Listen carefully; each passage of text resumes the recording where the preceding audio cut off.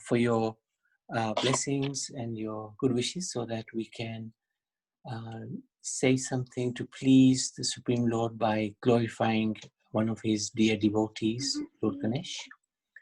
And we can start with the Brahma Samhita. Brahma Samhita is a very important scripture because Brahma Samhita is written, is spoken, recited, beautiful poetry by Lord Brahma himself. And in the Brahma Samhita, there's a slok in the 5th chapter, 50th verse, where Lord Brahma describes Ganesh.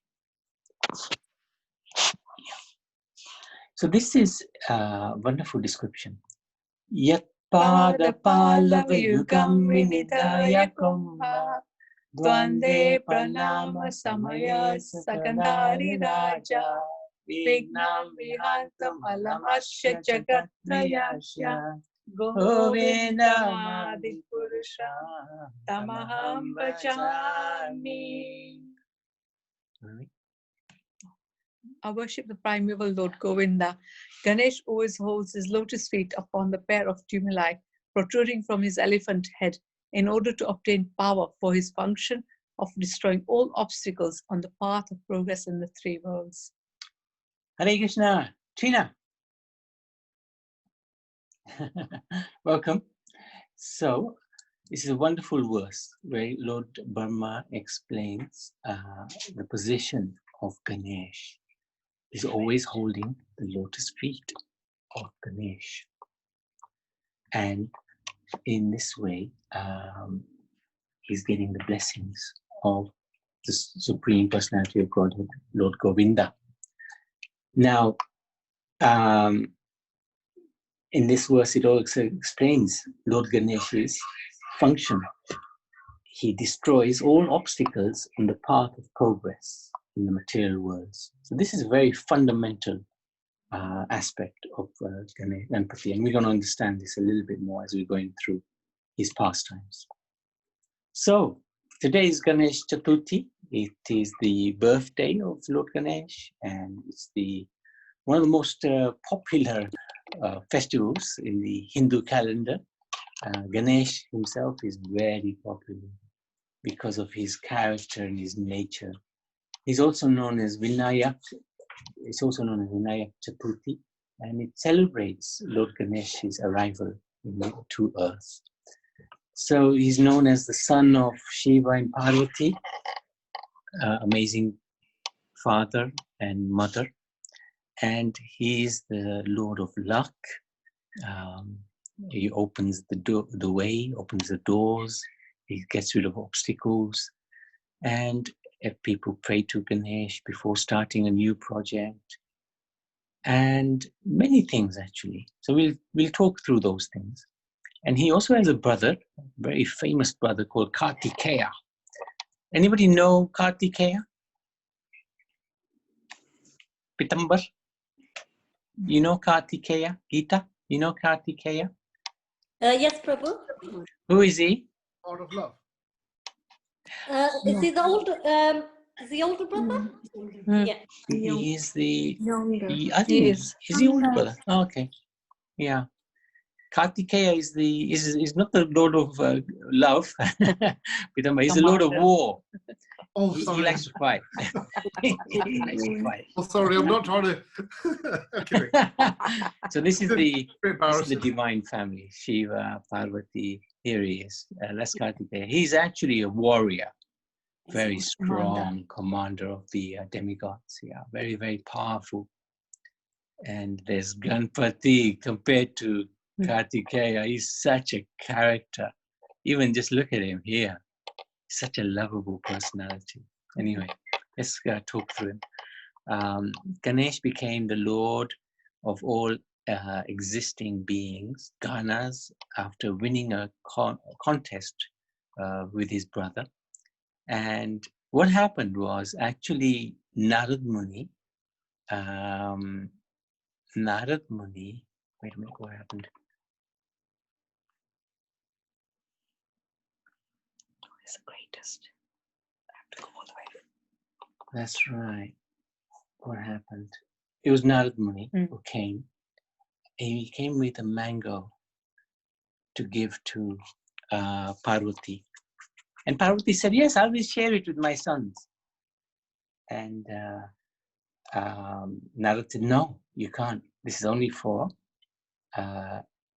one of your sons. So Parvati was confused. Which son shall I give it to? I love them both. So he said, well, Narad said, let's do a competition. Whoever wins the competition should get the mango. And the mango is a very special mango. So, this will determine very much the future role of your son who wins it. So they did a competition. The competition was to go around the globe 3 times. And the one who wins would be the one who gets the blessings. Okay. Immediately, Kartikeya, he got on his carrier. Anybody know who is Kartikeya's carrier? Very interesting carrier. The peacock. He got on his peacock and he was flying around the world once, twice.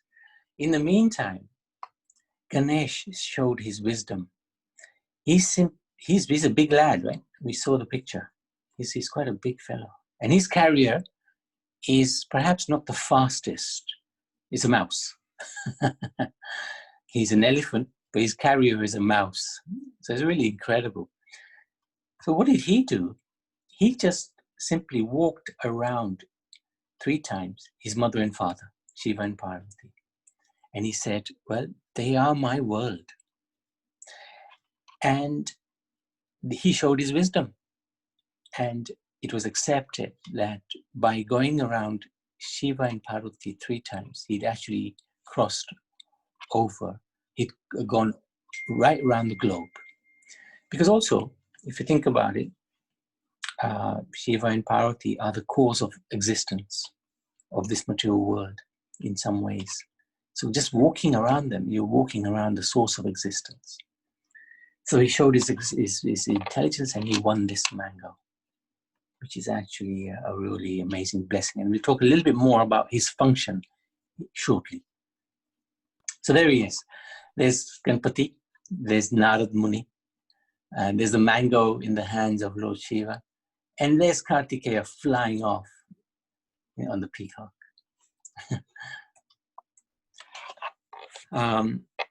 His most prominent characteristic is that he has a head of an elephant. It's such an interesting personality. Every time we go to school, generally, if I ask for questions, there's always going to be a question about Ganesh. They all know him. They all know him. They all want to know, how did he get this head? So then the pastime goes like this.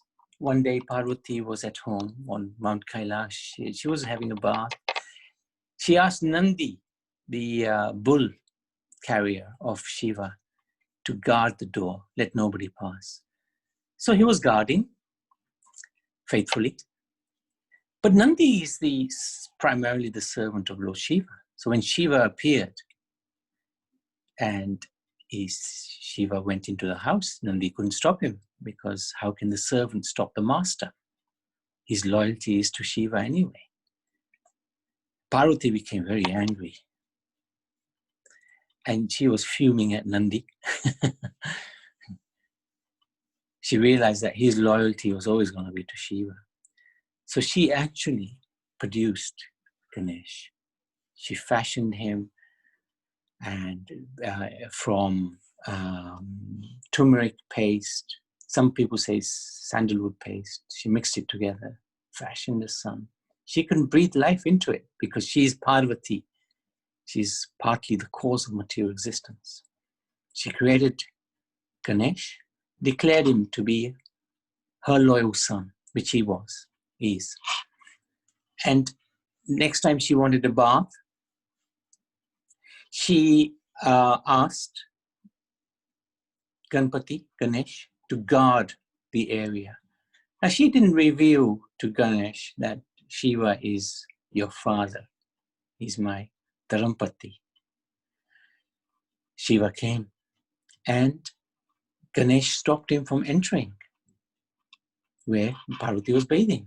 Shiva became furious. Who are you? Didn't recognize the boy. They had a fight, Shiva and Ganesh. It was a glorious fight. But Ganesh lost the battle.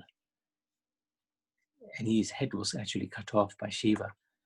When Parvati found out what happened, she became very, very upset. She was so upset, she was practically going to destroy the world.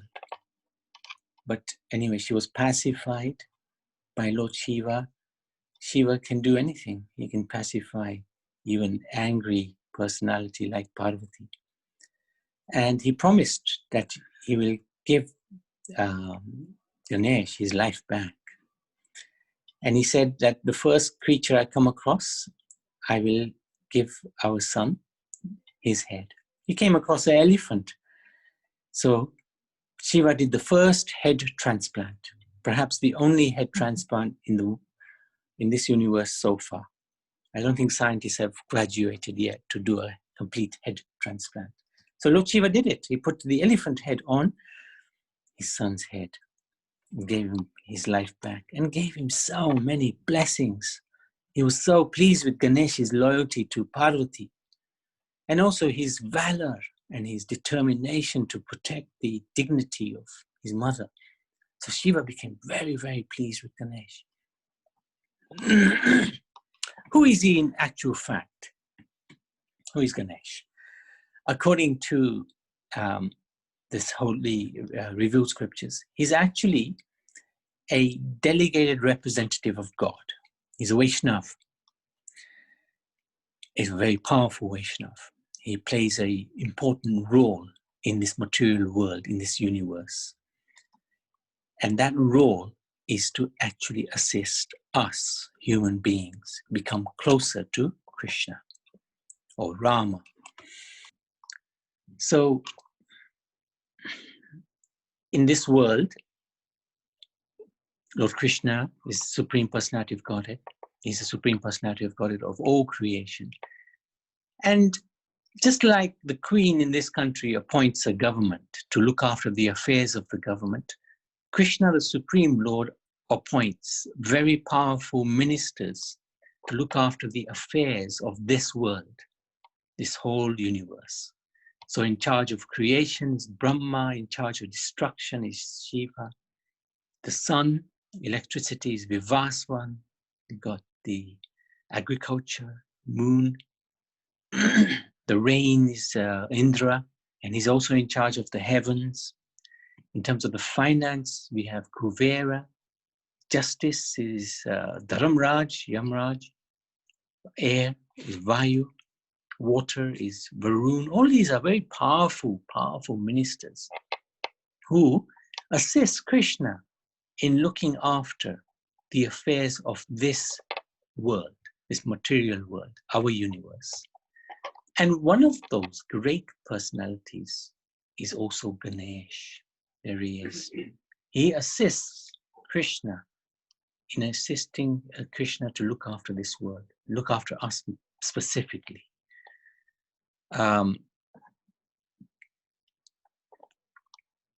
His position is that he is a extraordinary living entity who's been given this position by Krishna. There is a counterpart, if you like, of Ganesh in the spiritual world, who is Vishnu Tattva. But this Vishnu Tattva does not come to our world. He always remains in the spiritual world, but he is actually the mentor of the Ganesh in our world. He guides him. This Ganesh here, I presume you can all see. Yeah, this Ganesh here is Vishnu Tattva. He's no different from Narayan. He's one of the eternal associates of the Lord with Satya, Achyuta, Ananta, Durga, Vivaksen, Sankanidhi, Padmanidhi. They're not the same that appear in the material world. they look the same. If you see closely, this Ganesh is exactly the same as the Ganesh in the material world. But what these Ganeshis do, this Ganesh does, this Vishnu Tattva, he empowers the heavenly Ganesh, the one that's in our world. He's a mentor, he guides him. So this is a pretty powerful position that Ganesh holds. He's guided by Vishnu Tattva himself. He's also known as Ganapati. This means the Lord of the Ganas, who are the attendants who control the functions of the sense organs. Very powerful. Ganapati is very powerful. The word Gana also means collection of something that we counted or comprehended. So in this way, Ganapati is also the Lord and ruler of categories. He's got his feet in so many different, hands in so many different areas. Now, how to worship Ganesh? How do we worship Ganesh? Because he is not Vishnu. And our worship is exclusively for Vishnu or Krishna or Rama. So how do we worship this incredible personality? And how did he get this? He got this boon that he would be first worshipped. He would be the one always first worshipped. When anybody does any puja, we worship Ganesh. Even when we do yagyas, we worship Ganesh first, before worshipping Krishna or Vishnu. So how did he get this status? So one time it was announced, the demigods were told that we are going to have a race, again, across the globe. Whoever goes around the globe fastest will be worshipped first. Whenever there's a yagya, whenever there's a puja, whenever there's a sacrifice, whenever anything auspicious is done, whoever wins this contest will be the first one to be worshipped. This was set by Narad Muni. Oh no, it wasn't set by Narad Muni. I think it was set by Lord Brahma. So the demigods set off, and Indra was zooming across with his thunderbolt on Avarta, the elephant carrier. They were all going for it because they wanted to be the first to be worshipped. It's quite a status symbol, right? The first to be worshipped. Ganesh was also in the race. So he was plodding along. Of course, he's a little bit chubby. He's a little bit slow. His carrier is a mouse. He ain't gonna get very far. Anyway, Narad Muni was waiting for the demigods. And he said to the demigods, anybody want to pravachan? Now, when Narad Muni says pravachan, that can last a long time because Narad Muni has a lot of pastimes to describe about Lord Krishna. So all the demigods avoided him, except Ganesh. Ganesh sat down and said, yes, let's hear what you got to say. This is so beautiful, Ganesh. He's so amazing. So Narad Muni said to him, okay, I'm going to reveal a secret to you. Everybody else is in such a rush to cross over the world. I'm going to tell you how to do it. All you have to do is write the name of Ram and walk around it 3 times. And you will have gone right across the whole globe. And you will win the competition. Ganesh was ecstatic. He wrote the name of Ram, walked around 3 times. He won the competition. Brahma declared the winner, that Ganesh will be the one to be first worshipped. So this shows that it's a very nice instruction that when a devotee, especially like Narad Muni, gives class, we should take the time and sit because his interest is us. He cares for us. So whenever there's an opportunity to hear Krishna Katha, take the opportunity from a pure devotee. It's very important. So how do we worship Ganesh in this world? Right? There's 4 types of worship. Worship in the mode of ignorance, praying to basically exploit Ganesh's good nature. So there was one devotee, in fact, he was praying to Shiva, but this shows you the nature of the worship in the mode of ignorance. He said to Shiva, he pleased Shiva with his austerity. And he said to Shiva, whatever my neighbor gets, I want twice that. Okay. So his neighbor asked for a Ferrari. He got twice a Ferrari. He got 2 Ferraris. But he was so envious. The neighbor got a house. He got 2 houses. But he's so envious, this man who was getting the 2 houses. He went back to Lord Shiva and he did more tapasya. And he said to Shiva, okay,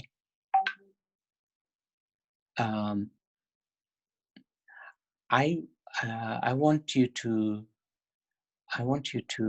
also, so Shiva became pleased, take away twice what I don't have from the neighbor. And Shiva agreed, and immediately he what is this? Immediately he decided to lose one of his eyes, right? He just hit himself and he lost the eye.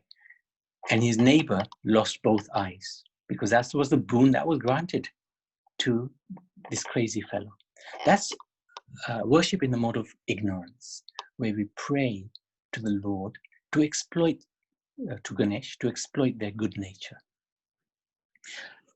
Worship in the mode of passion, this is what normally happens. This is why Ganesh is mainly worshipped. You pray to Ganesh, please make my business successful. As Radhanath Swami was relaying that how when he first went to Bharat, he saw this family worshipping Ganesh and he was so impressed with them. He waited until they finished their worship, which was some hours. And he went to them and he said, "You're worshipping so nicely. Explain how you did that, why you did that." "Oh, yes," the father explained. "I opened my business and I wanted Ganesh to make it successful." So Radhanath Maharaj decided, okay, I think I'll go somewhere else. Thank you very much. Because he realized that they were not interested in Ganesh or understanding who Ganesh is or who the Supreme Lord is. They just wanted something in exchange for worshipping him. So that was a business transaction. So that's worshipping in the mode of passion. Worshipping in the mode of goodness. This is at least where we should be. Praying to simply please Ganesh and not wanting anything in return. We know he's such a lovable personality, and he's a devotee of the Supreme Lord. So if we pray to him just to please him, just to thank him for his goodness, then that's in the mode of goodness.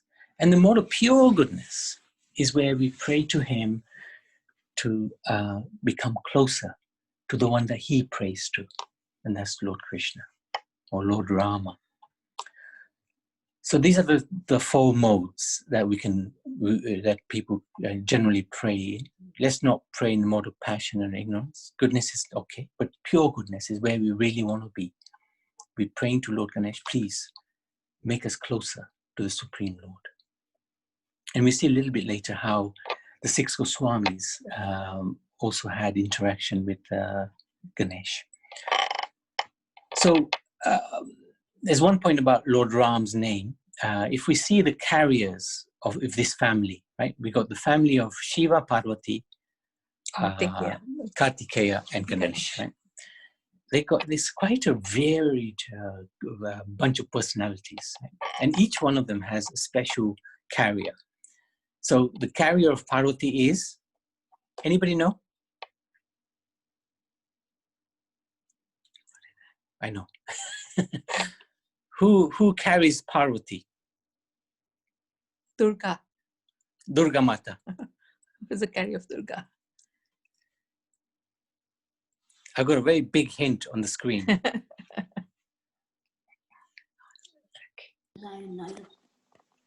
Sorry? Gita? Lion, is it Lion, Prabhu? Yeah. And who's the carrier of Shiva?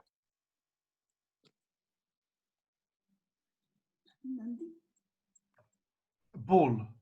Yes. Bull. Oh, yes, you're right. They don't get on, right? They don't get on. A lion and a bull can't get on normally, right? Who's the carrier of Ganesh? Who's the carrier of Ganesh? Mouse. A mouse. Mouse. And who's always with Shiva? Around his neck? Snake. A snake. Snake. Snake. Very good. And who's the carrier of Kartikeya? Peacock. Peacock. And what do peacocks eat? Snake. You won't know this. Snakes, yeah. Snakes. And what do snakes eat? Mouse. Mouse. So this is one turbulent family, right? Rat. But what? This is quite a. I mean, can I just imagine breakfast in their place? Lord Shiva, then the carriers fighting each other like anything. But Lord Shiva says to Parvati, we never have a fight. You know why? Because we're always chanting the name of Ram. So this is the power of the name of Ram. This was just something I wanted to add to what we just did talking about. So Lord Ganesh, he's the remover of obstacles or obstructions. He's known as the Lord of thresholds or entrances into new dimensions.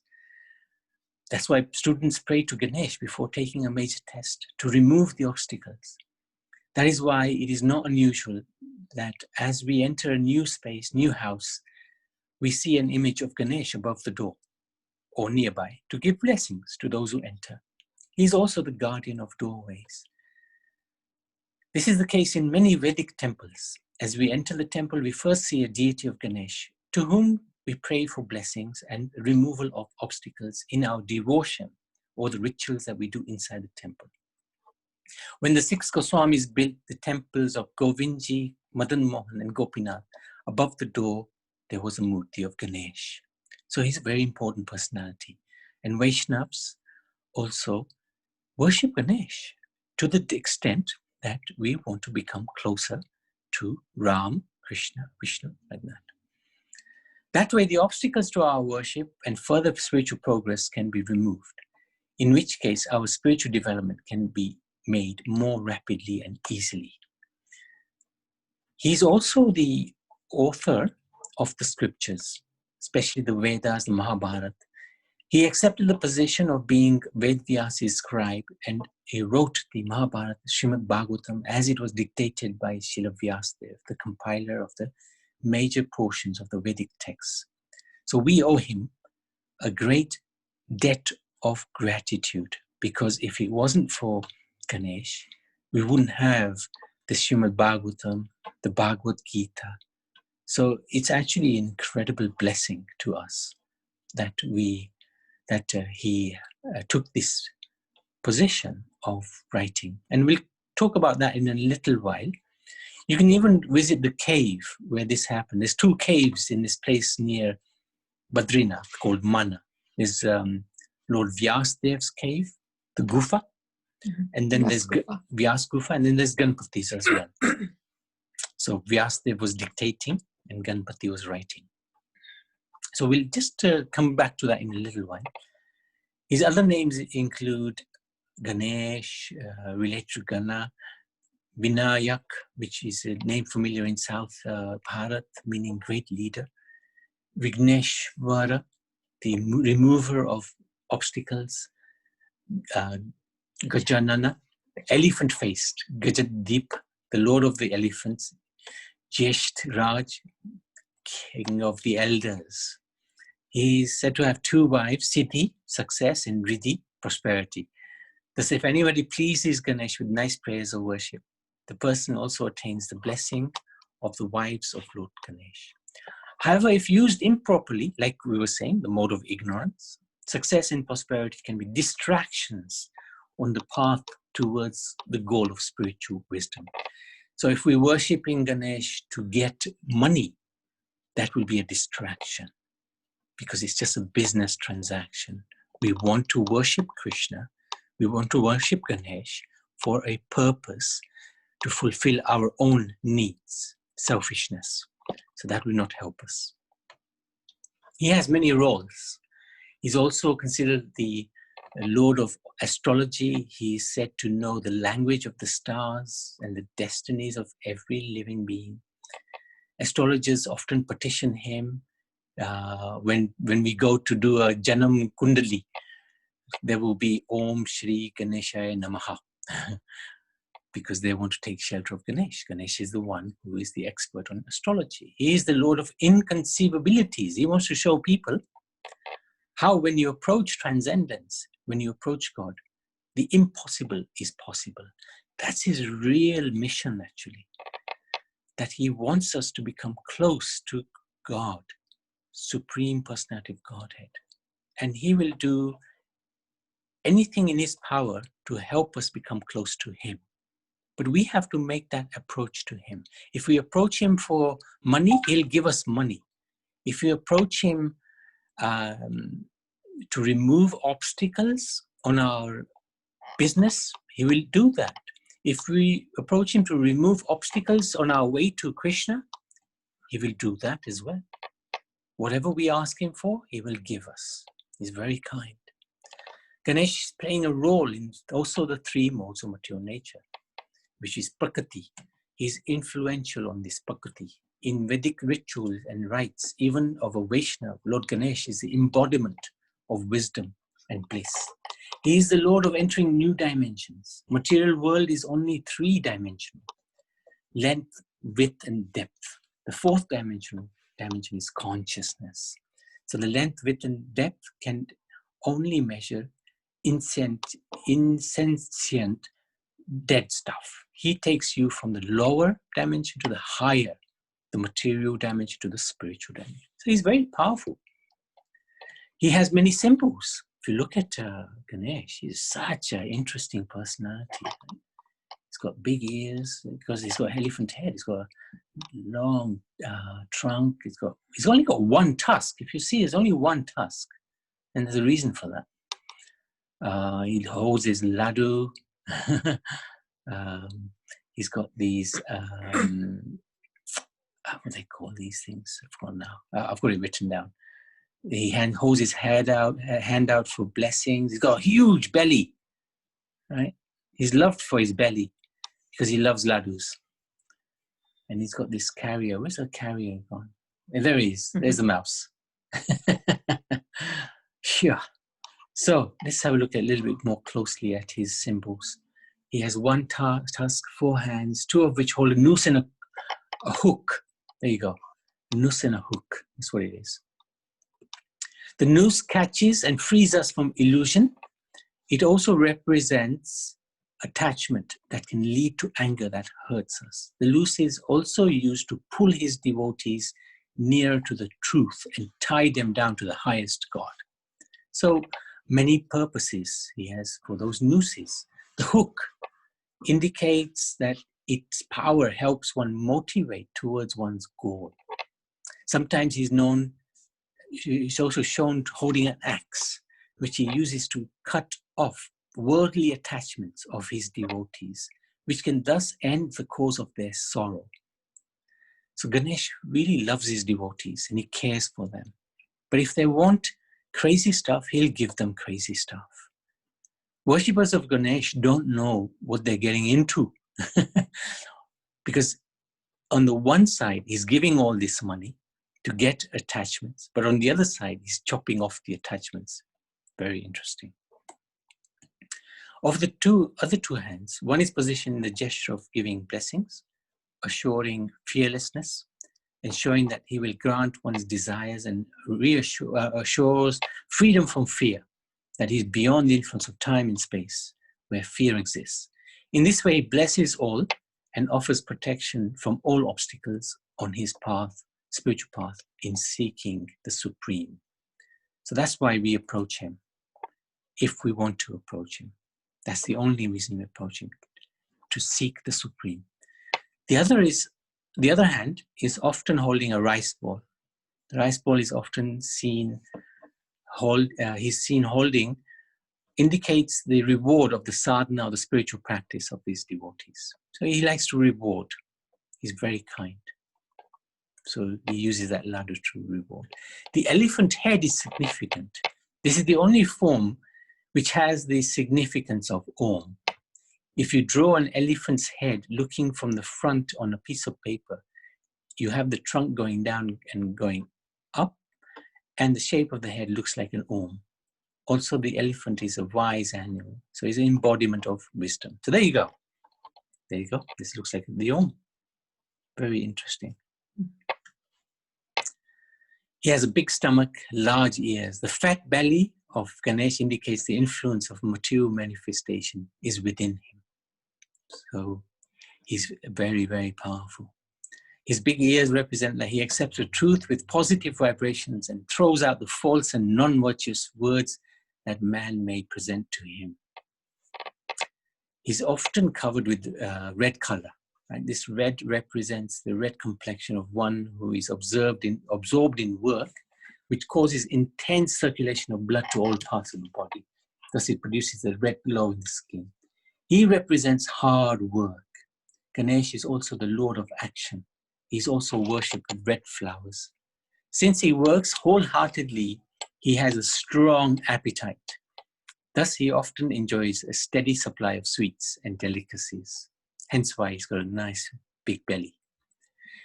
The single tusk that he represents the one truth, while the broken tusk indicates the imperfection of the ever-changing material world. So he's got one full tusk and one broken tusk. He lost the broken tusk when Parshuram once arrived at Mount Kailash to see Lord Shiva. However, Lord Shiva was sleeping, so Ganesh didn't allow Parshuram to get in. So they started fighting. And in the fight, Ganesh lost one tusk. So this is from the Padma Purana. But this is the beauty of Ganesh, or the devotee. He always uses everything in the service of the Lord. This broken piece of the tusk was later used as a pen to write the Mahabharata when it had been dictated by Shri Vyasadeva to Ganesh. So how did this happen? How did he write the Mahabharata and the Vedas and the Puranas? So one time, Vyasadeva entered into state of meditation after the death of the Kauravas and the Pandavas, and after the disappearance of Krishna. And he wanted to write the epic of the Mahabharata in a form of a poem. So he went to Brahma and he said, look, I want to write this. What do you suggest? Who can write this for me? Because I can recite it, but I need somebody to write it for me. So Brahma advised him, Ganesh is very powerful. So Ganesh, you should ask him. Ganesh appeared before Vyasadeva when he thought of him. But he didn't like the idea of just writing. That's a bit tedious.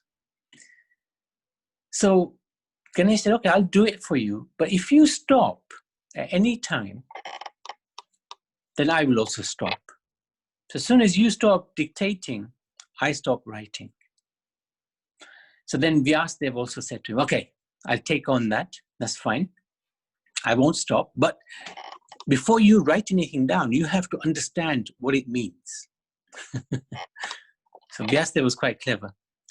So sometimes Vyasadeva would get tired and he would compose a very complicated verse. So Ganesh would have to understand that verse before writing it down. So some parts of the Vedas are very complicated because those were times when Vyasadeva was tired and he wanted Ganesh to understand the meaning of what he was writing. So he made it very complex. So this is quite interesting.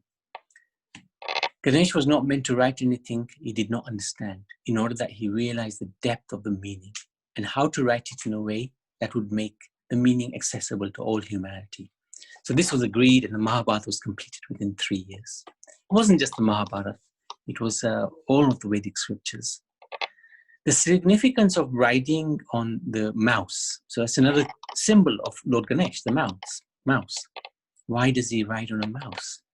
Is to conquer over our ego. The mouse represents the desire to enjoy material pleasures, endangers the ego. Though the mouse is small, its desire for material happiness is the driver that motivates to act on such pleasures. So we're the same.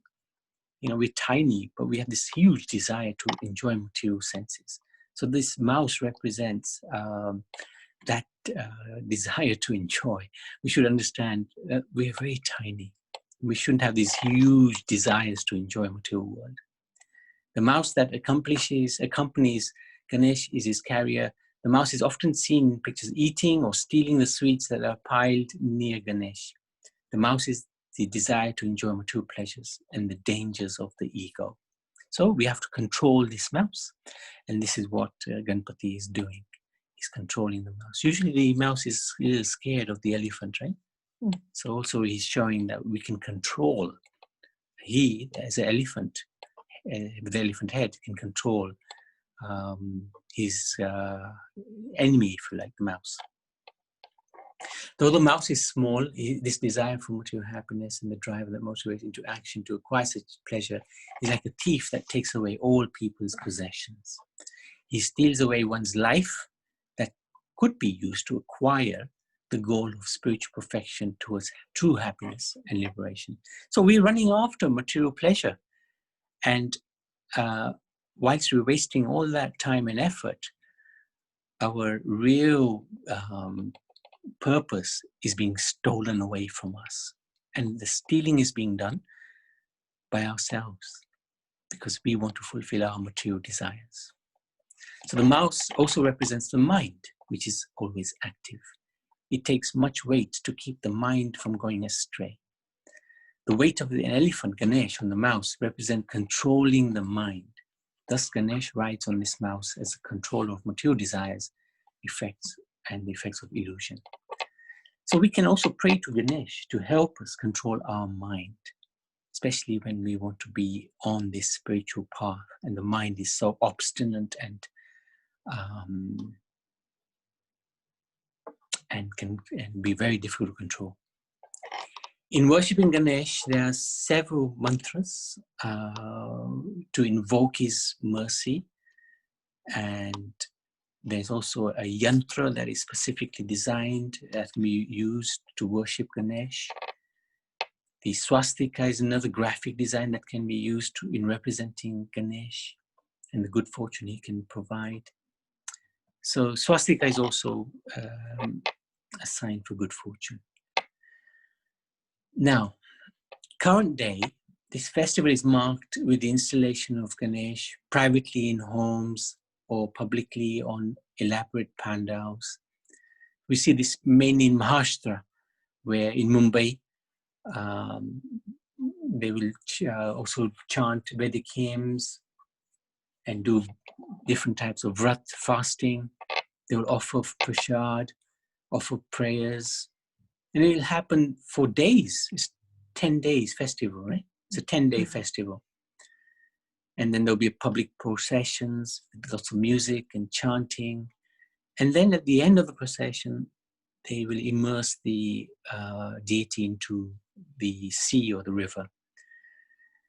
Not sure how this all arose, but it seems that it came upon after Shivaji won the wars against the Mughals. But I'm not sure what the scriptural background to all of this is in the Vedas. But Vaishnavas, how we would observe this festival is we would pray to Ganesh to remove all obstacles on our spiritual path to Krishna or Vishnu or Rama, and to pray for Lord Ganesh's assistance so that we can try to maintain proper sadhana so that we can worship the Lord in a nice way and gain intelligence to again worship our beloved Shri Krishna or Rama or Vishnu, like that. So what are the different prayers? So there are prayers to remove obstacles. I don't know if anybody knows these prayers. If you do know, please do recite. This sounds like a Gayatri actually, because it's got Dhimahi, it's got Vidmahe, it's got Prachodayat. So one can recite a prayer like this: Om Ekdantaya Pitmahe Vakratunaya Dhimahi Tano Budi Prachodayat. Let us meditate on Sri Ganesh, the Lord with one tusk. May that great Lord with curved elephant trunk inspire and illumine our mind and understanding. There's also another invocation to Ganesh. Gajananam Bhutganadi Sevitam Kapitha Jambu Palcharu Bhakshanam Umasutam Shok Vinashkara Karam Namami Vignaeshwar Padpankajam. O elephant-faced, worshipped by the existing beings of all living beings, tasting the elephant apple, Kaita, and the Jambolana, Juman, the son of Uma, destroyer of grief, I bow to the lotus feet of Ganesh, who is the Lord of all. Oh, so this is the invocation, how we can call him. Then there's mantras to increase our intelligence. So we had one which was to remove obstacles. Now we've got one to increase our intelligence. These are good mantras if one wants to approach Ganpati, because he is a very lovable and very approachable personality. So we can approach him to improve our intelligence so that we can do more for Krishna. Om Lab Bodharaya Vitmahe Mahodharaya Dhimahi Tanno Danti Prachodayat. Let me meditate on that God with broad pouch. O God with a big belly, give me higher intellect, and let the elephant-faced one illuminate my mind.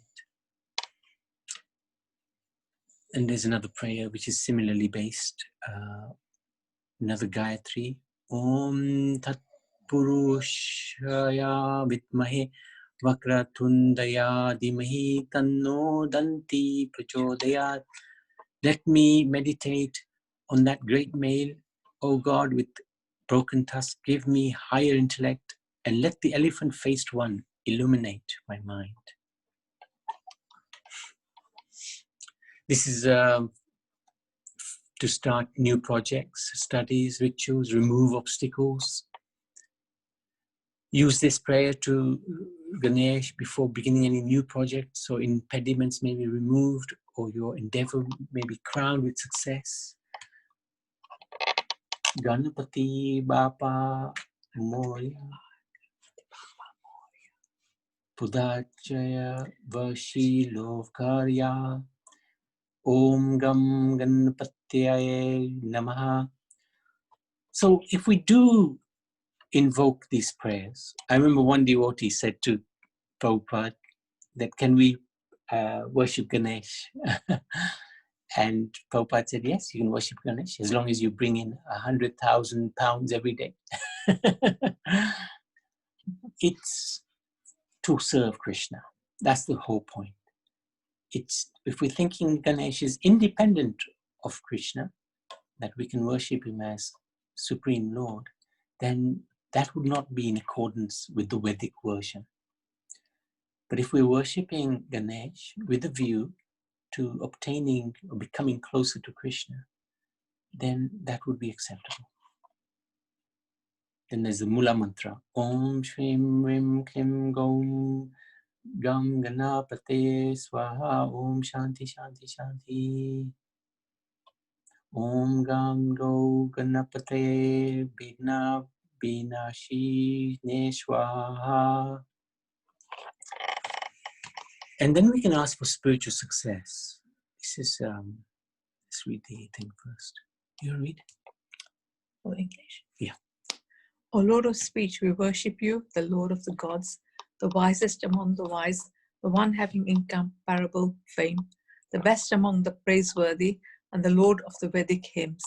While listening to our praises, come with your protecting powers, and be rested in our Yagnashala. Obeisances to Mahaganpati.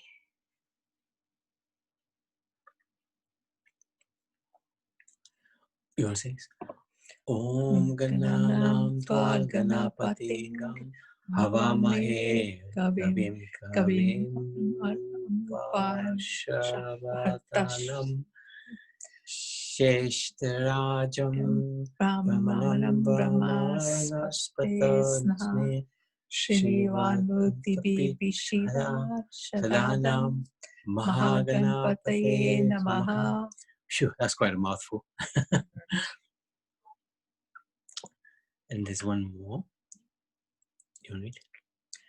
We meditate day and night on the one tusked one, Ganesh, who is the sun for the lotus in the form of the face of Parvati, the one with the elephant face, and the one who is the giver of plenty to his devotees.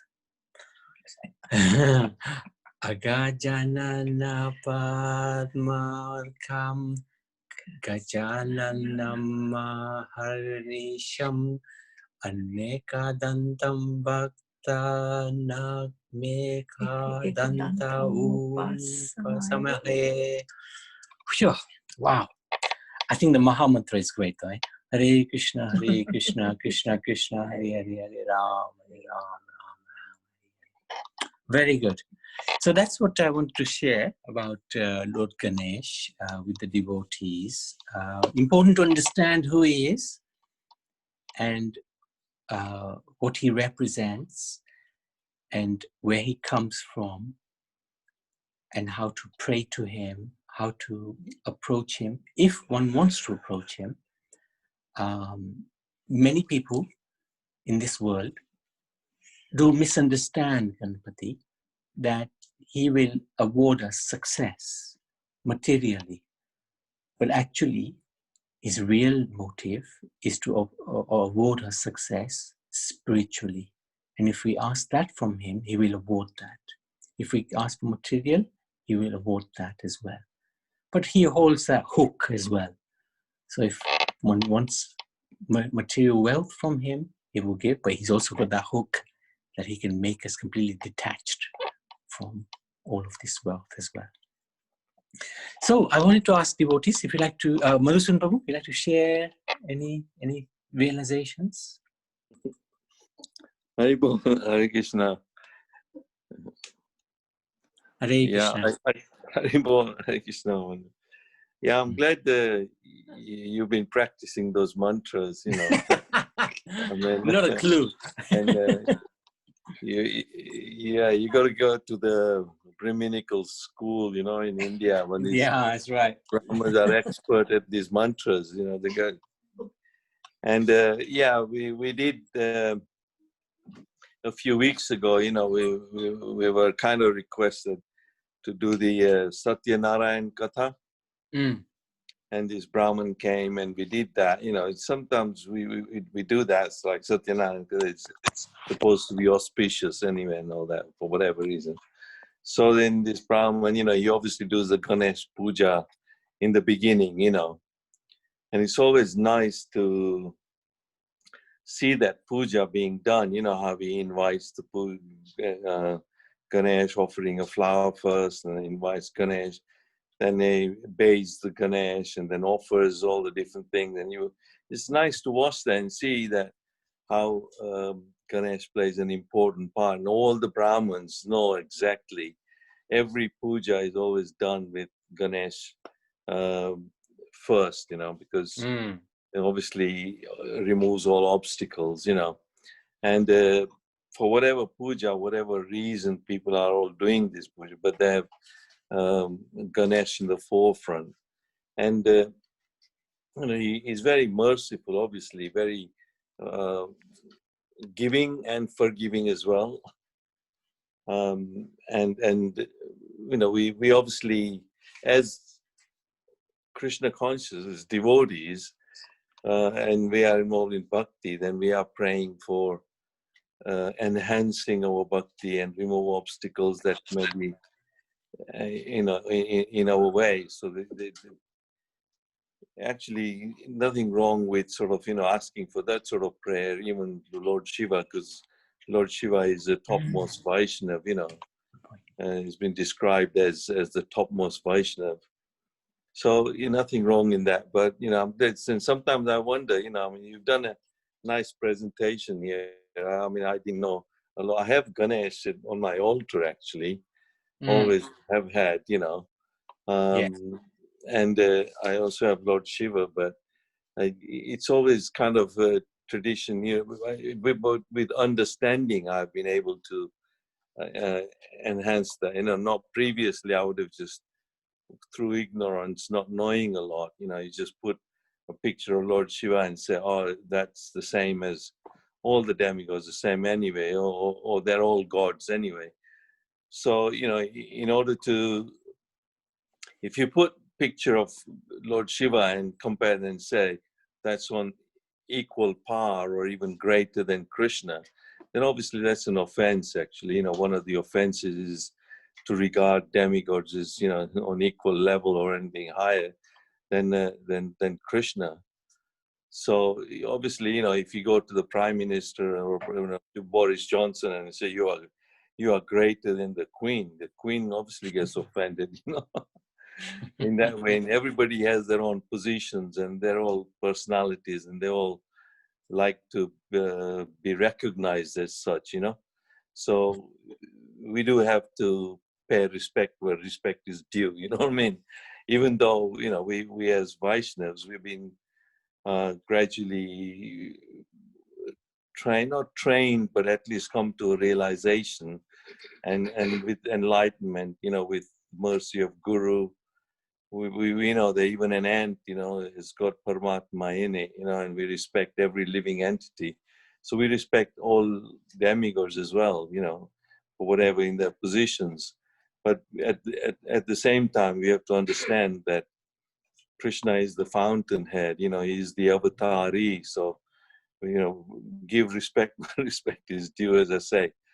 But I'm glad I don't have to learn all those mantras and all that, you know. For me, it's just knowing that Hare Krishna, Krishna Krishna, Hare Ram, Hare Ram, Ram Ram, Hare. And to be honest, you know, even that was hard to start with. When I first started chanting those 16 words, you know, I said Hare Krishna, Hare Ram, Hare Krishna, I used to make a mess of it, you know. And then you have to keep reading and say, oh, how does it go? Hare Krishna, Hare Krishna, Hare Krishna, Krishna Krishna, Hare Hare. They still, you know, make, but now, you know, I'm glad at least I've mastered that bit. So in a way, it's nice, you know, nice that, you know, but what I don't understand sometimes in India, when they do this Ganesh, you know, they, you know, something like that, they put them in the ocean, you know, and all that. And then at one time it was regarded as like causing a lot of pollution in Bombay. I witnessed it, but I don't know why they do that. You know, sometimes these traditions or what or whatever. But there must be some reason, I suppose. You know. Yeah, I think. Yeah, Yeah. nothing. Yeah, well, what I read when I was looking at this is that they immerse him in the sea, so he goes back up to the Mount Kailash that way. That is the reasoning. They immerse him. So he goes back to Shiva and Parvati in Kailash. Yeah, there must be some reason, so they do that. And then I'm not sure if that's scripturally based, or it's just somebody's decided to have this tradition, and suddenly, you know, it happens every year, so they do it every year, but without any real basis, scriptural basis of doing it.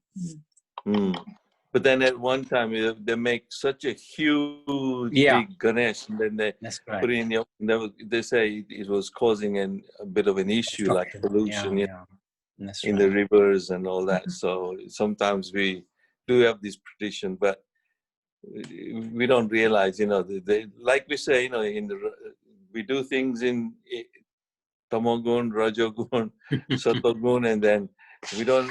Sometimes you passionately start something, but then you need the more the goodness to maintain it for a long time, you know. Yeah. Good. Yeah, Kamax, you wanted to say something? Yeah. Okay. Yes. Yeah, nice. Thank you. Thank you. Sorry, I'll have to go in the kitchen. Okay, wait. Sorry, the mobiles are clashing. Yeah. Can you hear me? Yes. Can you hear me? We can hear you. Okay. You know, the stuti you got, I got a slightly different. Can I just sing it out? Yeah. It's about 8 Yes. lines. Yeah, In go for it. Go Gujarati, for it. so excuse me, the ones who don't understand Gujarati, but the gist of it is there. It goes, Gajanan re ho Ganapati Deva.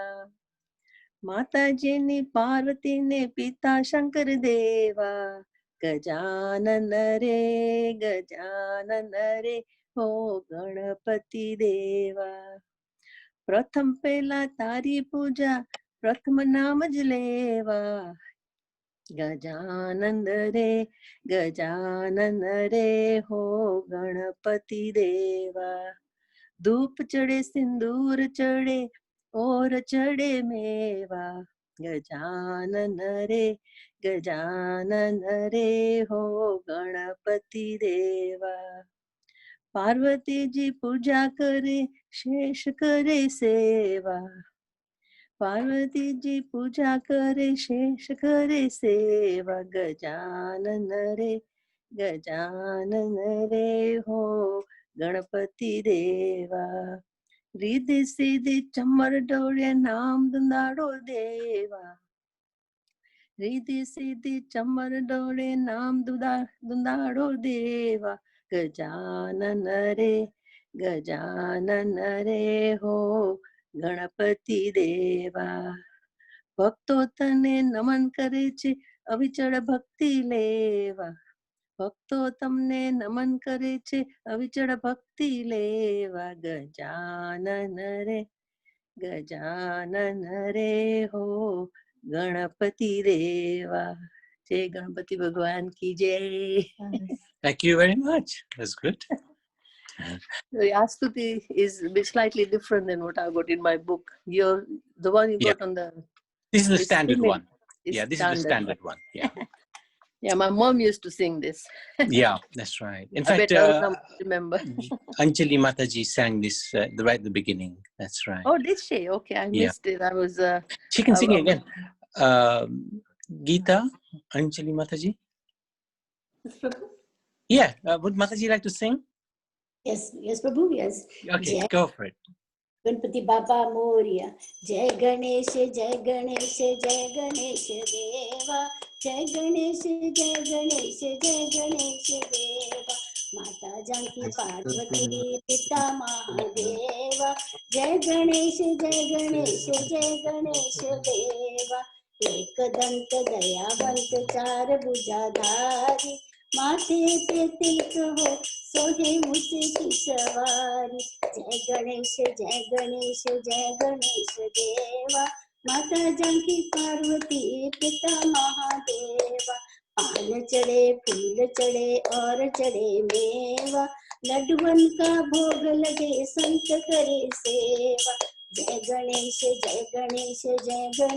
देवा माता जानकी पार्वती पिता महादेवा आंधे को आंख देत कोढ़िन को काया बांझन को पुत्र देत निर्धन को माया जय गणेश देवा माता जानकी पार्वती पिता महादेवा सूर्य शाम शरण आए सफल कीजे सेवा जय गणेश देवा जय गणेश देवा माता जानकी पार्वती पिता महादेवा जय गणेश देवा गणपति बाबा की जय हो Moriya. Thank you very much.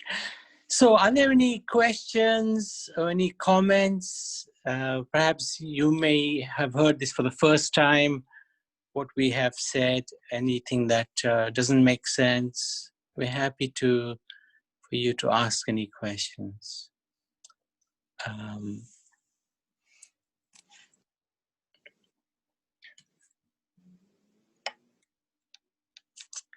Okay, that's good. We can now. Should we do the Nrsimha Kavach? Let's do the Nrsimha Kavach.